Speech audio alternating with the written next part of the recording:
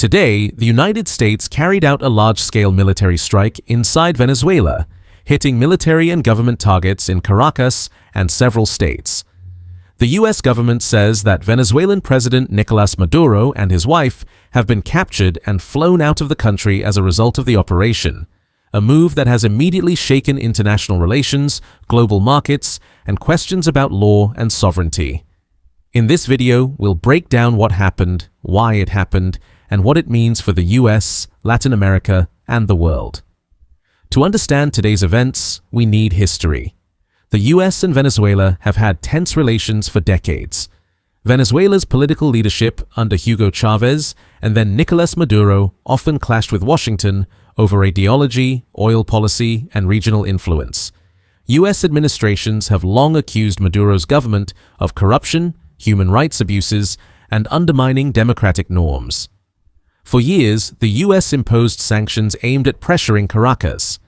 In recent months, US actions including naval deployments and strikes on drug smuggling operations escalated tensions.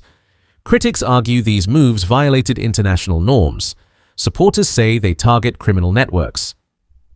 Early this morning, coordinated explosions were reported across Caracas, from military bases to other government-linked facilities.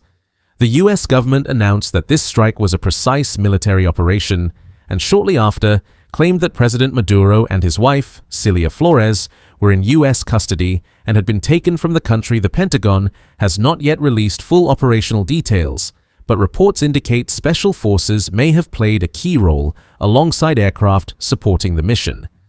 Venezuelan officials confirmed explosions and declared a national emergency. This is historically significant because it represents one of the rare occasions since the Cold War that the United States struck directly within the sovereign territory of a sovereign state.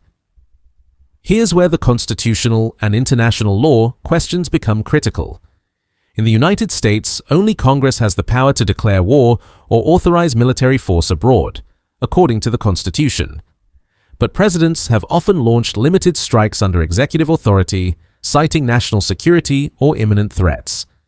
The Trump administration, which ordered today's strike, has scantily mentioned legal authorization from Congress. That raises questions about whether this action qualifies as an authorized use of force or an unconstitutional executive action. International law also prohibits one nation's military from operating inside another's territory without consent or a UN Security Council mandate. Critics argue that if the US did not have clear legal authority, this could set a dangerous precedent for unilateral military intervention. Supporters argue that decades of sanctions and diplomatic efforts failed, and decisive action was necessary.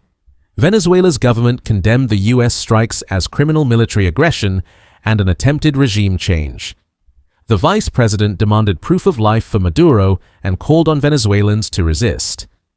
Neighboring countries, including Colombia and Cuba, reacted strongly, with Colombia demanding an emergency UN Security Council session.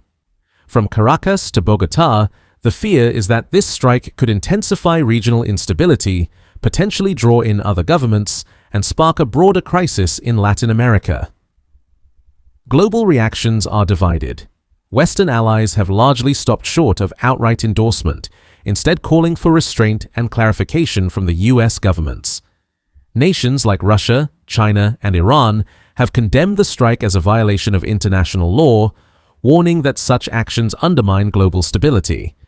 International institutions like the United Nations could now be forced to address not just the legality of the strike, but its implications for sovereignty and the use of force in the 21st century.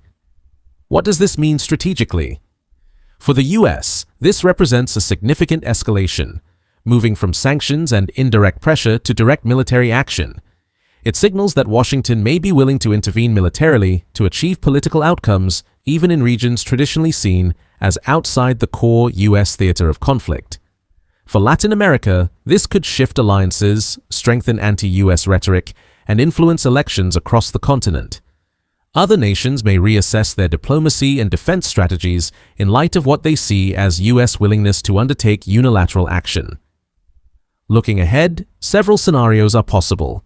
De-escalation, diplomatic channels open, and tensions ease. Prolonged conflict, Venezuela's loyalists resist, and violence spreads. Regional polarization. Neighboring states take sides, complicating peace efforts. Today's U.S. strike marks a new chapter in international relations, one with profound legal, political, and moral dimensions. Whether history judges it as justified intervention or overreach remains to be seen, but its effects will be felt far beyond Caracas and Washington. Let me know in the comments, do you think this action was justified? And what do you think this means for world order in the years ahead?